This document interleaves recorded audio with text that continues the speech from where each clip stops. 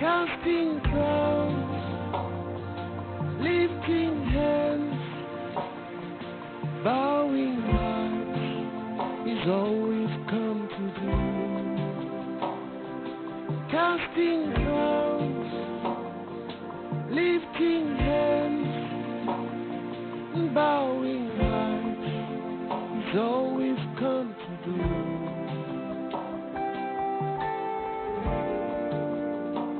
Hallelujah.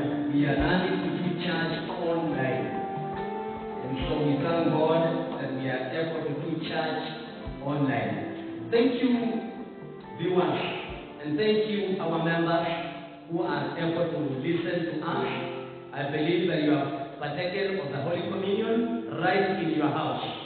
I also believe that you are able to take your offerings and tithes and send it where it belongs. Thank you so much. This morning, I just want to share with us the Word of God. And I believe that God is going to bless you even as you have church online.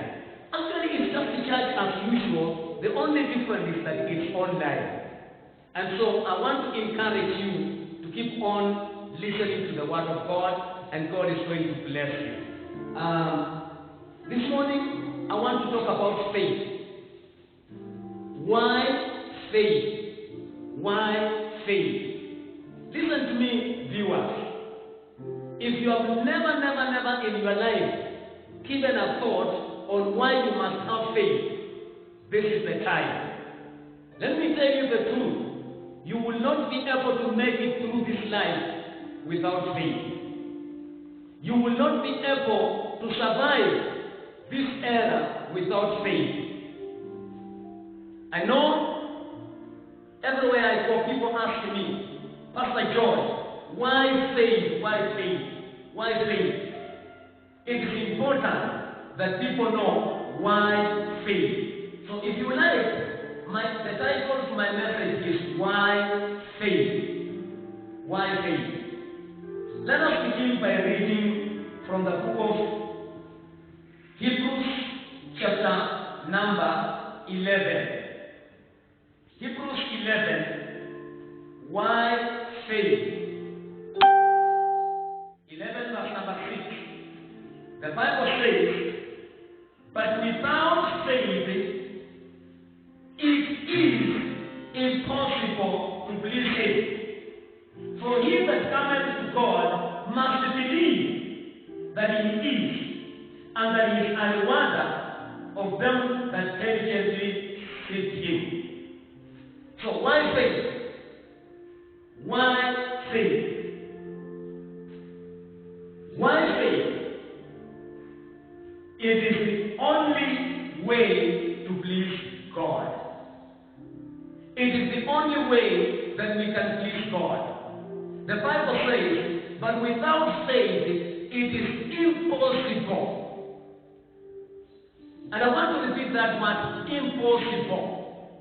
I know most of my viewers and most Christians will agree with me that it is impossible to see God if you are not born again. But I also want you to mark that it is impossible for you to please God without faith. You may say, Pastor George, it's not important faith all the time. You know, I can still just please God through love or through some other Christian virtues.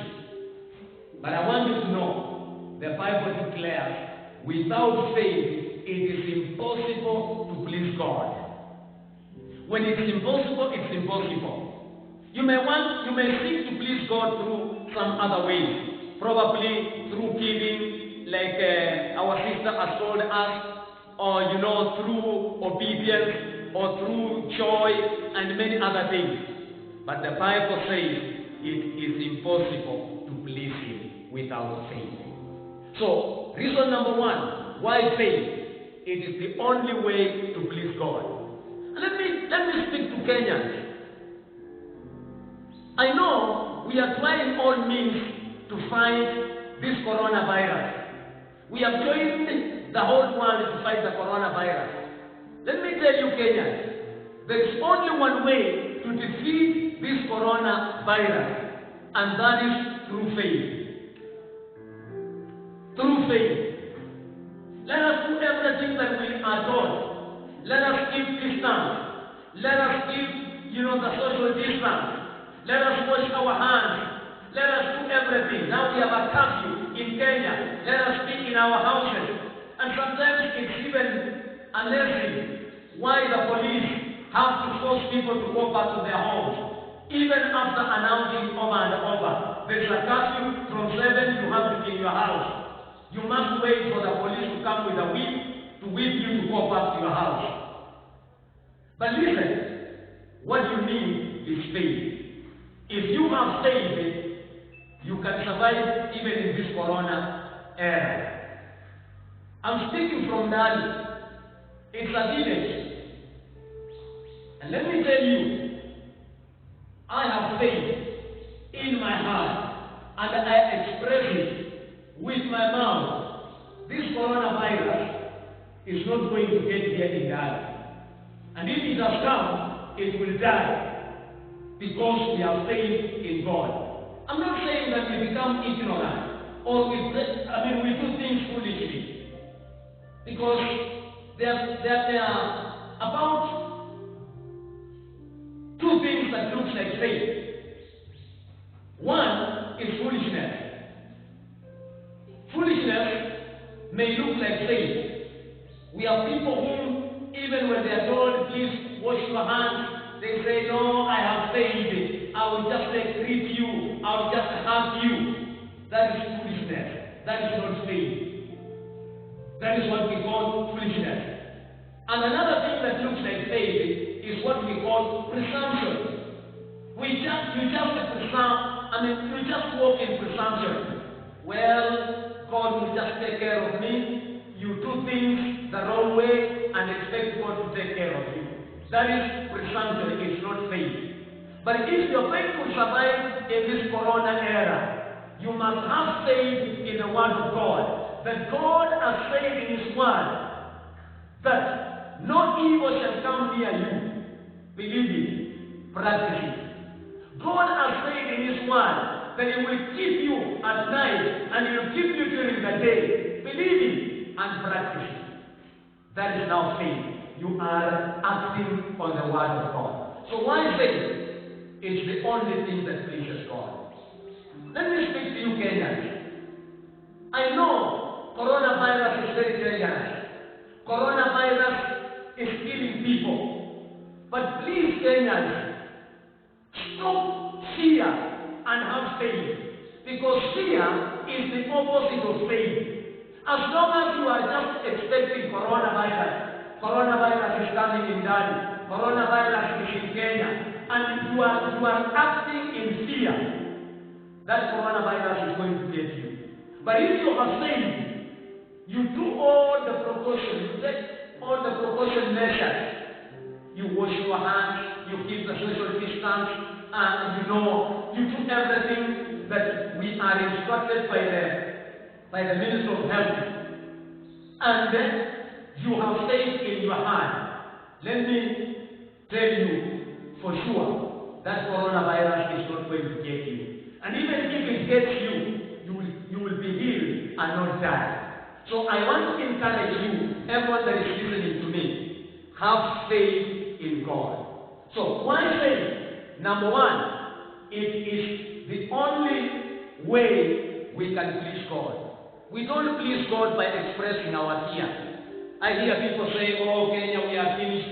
This coronavirus, if it's killing people in America and it's killing people in Italy, now Kenya, we are going to be finished. You will be finished, but I will not be finished. I have faith in God. Me and my household are not going to be finished. I have faith in God, that God who gave the children of Israel, even when the angel of death was passing in Egypt, will keep me and will keep my children and will keep those ones who have faith in God. That is the word of God. So I encourage you, have faith in God. Reason number 2, why faith? Why faith? Why faith? Reason number 2, faith is the only thing that puts you in the league of champions. Faith is the only thing that puts you in the league of champions. Why a league of champions? In the Bible, in the book of Hebrews, chapter 11, from verse 1 up to verse 30, you get the faith champions. You get people who overcame by faith. You meet people who overcame by faith. And the Bible begins by saying, now faith is. Now faith is. Not tomorrow, not yesterday. Now faith is. Is what? Faith is the substance of things hoped for, the evidence of things not seen. Now faith is. Now, when we have corona in Kenya, faith is the substance of things hoped for. What are the things you are hoping for? I am hoping to be safe. I am hoping to be in good health. I am hoping to travel again. I am hoping to go take the gospel outside Kenya again. That is what I'm hoping. Now, what is the substance? The substance is faith. Faith in the word of God. That this coronavirus is also coming to pass. Is also coming to an end. And we will be able again to fly. We will be able again to fly to America. We will be able again to fly to Australia. We will be able again to fly to Sudan and take the gospel of Jesus Christ. But you must have faith now in your heart. Faith is the substance of things hoped for. Then when you continue to read in this book of Hebrews, faith puts you together with the champions. The Bible says, by faith Enoch, by faith Abraham, by faith Abel. In verse number 3, the Bible says, through faith we understand the world was framed by the word of God, so that the things which are seen were not made of the things that are not seen. You see, the first champion in this league of champions is God Himself. He created the heavens and the earth by faith, not by fear, not by crying, by faith, using the word of God. He was speaking what he was expecting. I am speaking what I am expecting, and I want to speak it again. By faith, nobody in that shall die of corona. By faith, God will keep Kenya and heal even those who are quarantined. Those who are sick in the hospital by corona, God will heal them by faith. It is time to speak faith and not fear. Please understand, I am not saying that you do things foolishly. I am saying have faith in God. God is bigger and greater than the coronavirus. God is bigger and greater than any other disease that we have ever had. So I want to encourage you. Join the League of Champions of Faith. The number one champion is God Himself. The Bible says God framed the heavens and the earth by faith. He made the heavens and the earth by faith. That is what the Bible says. It's not Pastor George, but what the Bible says. He formed it by faith. So God is number one in the League of Champions. In the League of the Champions of Faith is number one. Number two, we have Abel. In verse number 3, we are told by faith Abel. By faith Abel. Then the Bible goes on and on. Number 4, we are told by faith Enoch. Number 5, we are told by faith Noah. Number 8, we are told by faith Abraham. Number 9, in verse 9 we are told by faith Abraham was able to walk by faith. And the list goes on and on. It talks about Moses. It talks about all the patriots, people who walked by faith. And so I want to encourage you, my viewer, please get rid of fear. And I want to say it again. Fear is the opposite of faith. If you have faith, you have no fear. If you have fear, you have no faith. You can't have both. So Kenyans and everyone that is listening to me, stop fear, stop worrying, and believe in God that this corona era is also going to pass. I like what the Tanzanian president said a few days ago. He said, this corona era is also come to pass. It will pass. And I believe with all my heart, even though the Tanzanians may be affected by this corona, just like the whole world is affected, but because their president has faith, this coronavirus is passing. I also give credit to my president, His Excellency Uhuru Kenyatta Muigai. He's among the few presidents of the world who called for prayers because he has faith that God will do something. Some people are fighting with it, and they don't have any faith. But we have faith. I encourage you to have faith in God. So, why faith? Because faith puts you in the league of champions. You want to join the league of champions? Have faith in your heart. Let me read you my last scripture. My last scripture is in 1 John chapter 5. And I'm reading verse number 4. The Bible says, for whatsoever is born of God overcometh the world. And this is the victory that overcomes the world, even our faith. Even our faith. It doesn't say even our love, or even our patience, or even our mercy. It says even our faith. This coronavirus will be overcome. But it will be overcome by men and women of faith.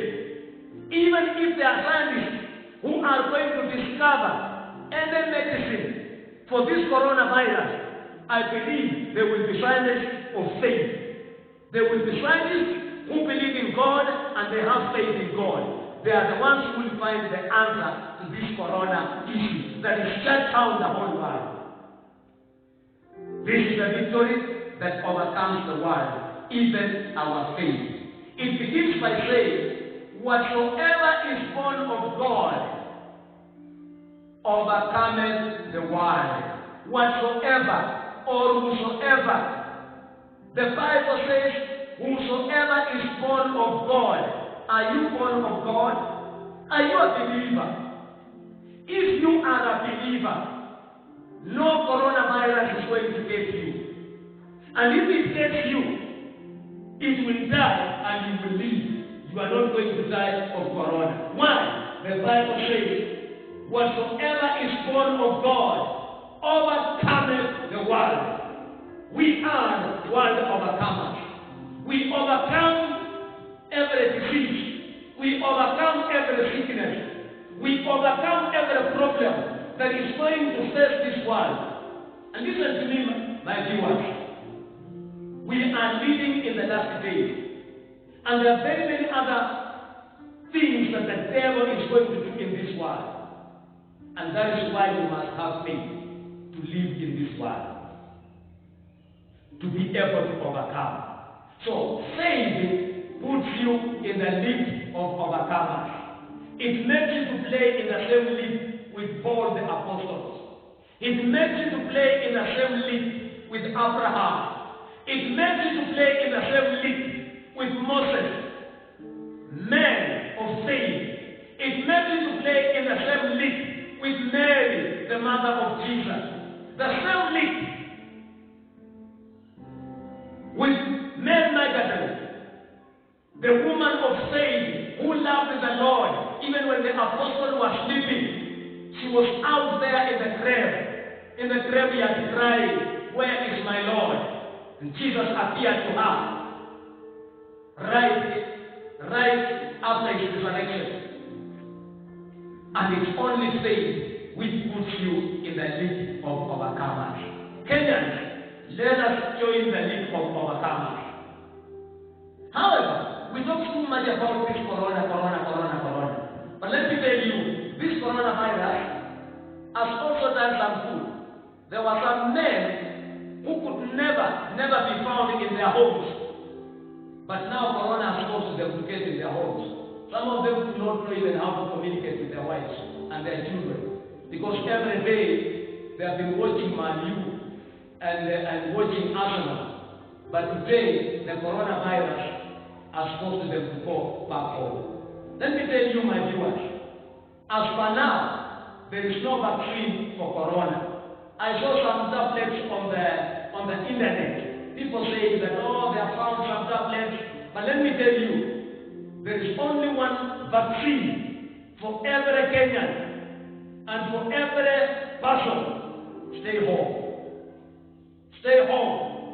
Some of you who are so much taken up in your work, you would idolize your jobs. Today you are going to work at home. Even some of us pastors, we were so much soaked into the church affairs that every day we are visiting people. Every day we are busy with the work of God. To an extent we were not able to stay with our families. Coronavirus has forced you. Go home, stay with your family. Stay home. Stay home. You don't need someone to come and wipe you for you to stay home. So this coronavirus has done some very good things, especially to our country, Kenya. It has even stopped the wreck. There was a wreck every day, everywhere. It stopped automatically. It even stopped the other team of Tangatanga. This coronavirus. So, in every bad situation, there is something good that God brings out. There is something good that comes out. But we must have faith in God that this coronavirus is passing. It's passing. It's passing. I want to pray. Number one, I'm going to pray for Kenyans who are already positive of this coronavirus, that God will give them strength and heal them of this thing called corona. We are also going to pray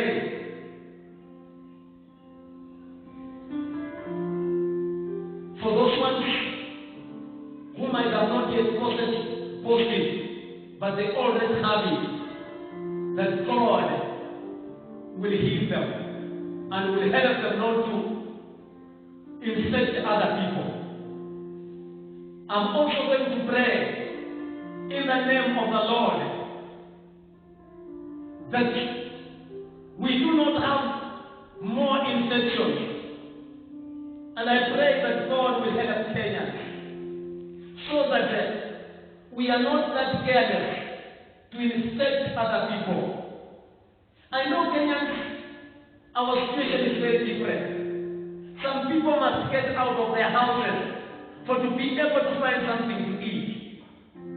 Some people must go work every day to be able to find something to eat. It's much easier for us to tell people stay home. But some people, if they stay home, they literally have nothing to eat.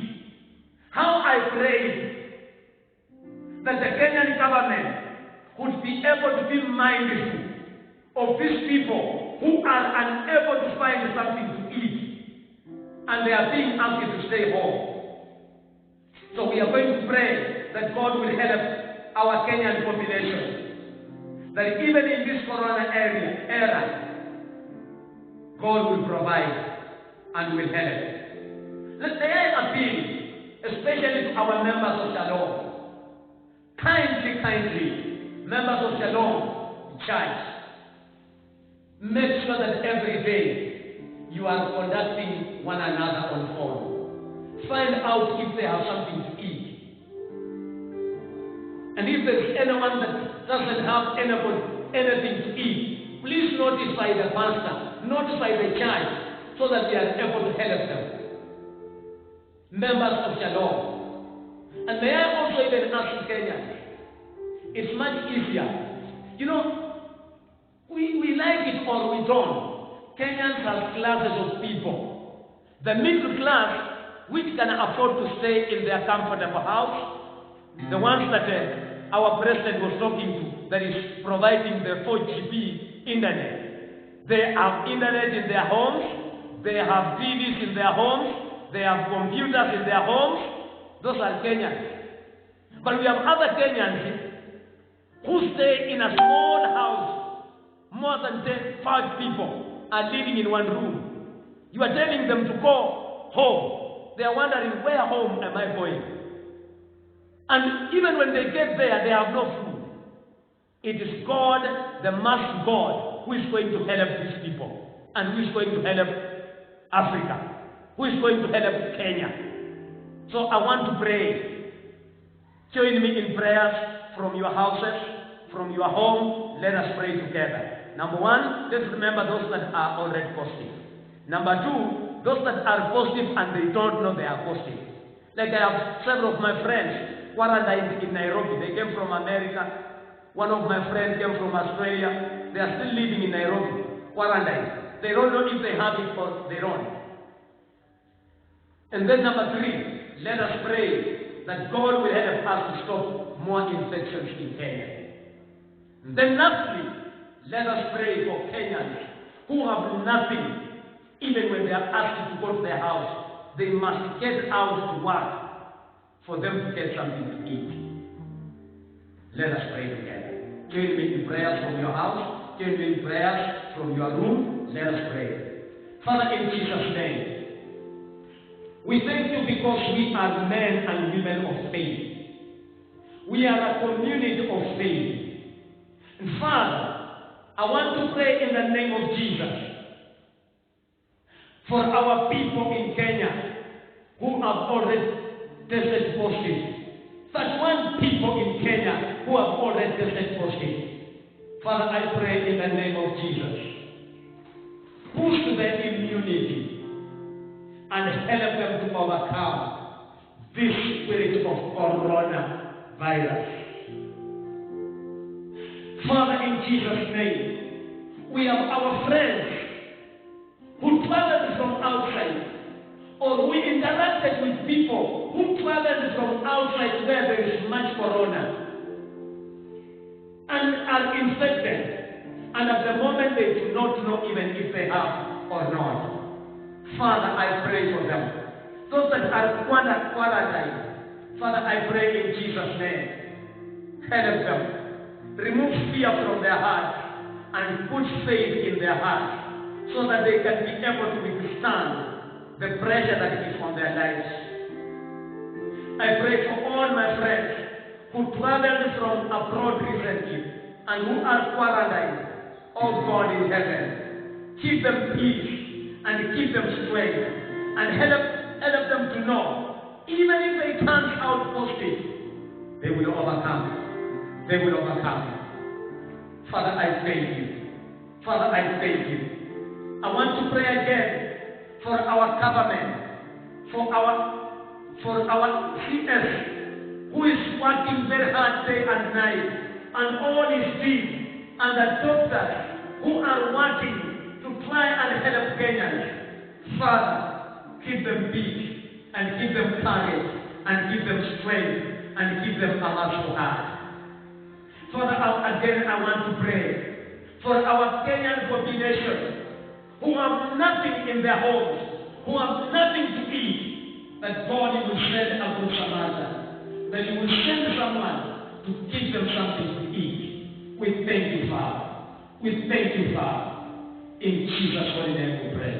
Amen. Now, we pray that God will bless you kindly, unless you have something to do on the market, you have something that causes you to get out of your house, stay home.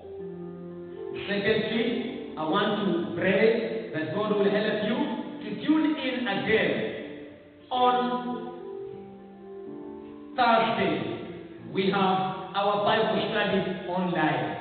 You can listen to the Word of God, the Word of faith. We will continue talking about what we started, how to live in perilous times, how to live in difficult times. We will continue with it on Thursday at 2 p.m. God bless you. I want to say, wherever you are, make sure that you are in touch with the rest of the members of Shalom, wherever they are. Don't isolate yourself and isolate from members of Shalom because you are isolated in your house. Make sure that you text them, you send them a message, you WhatsApp them, and let's keep in touch. And God is going to bless Shalom Gospel Church. God bless you.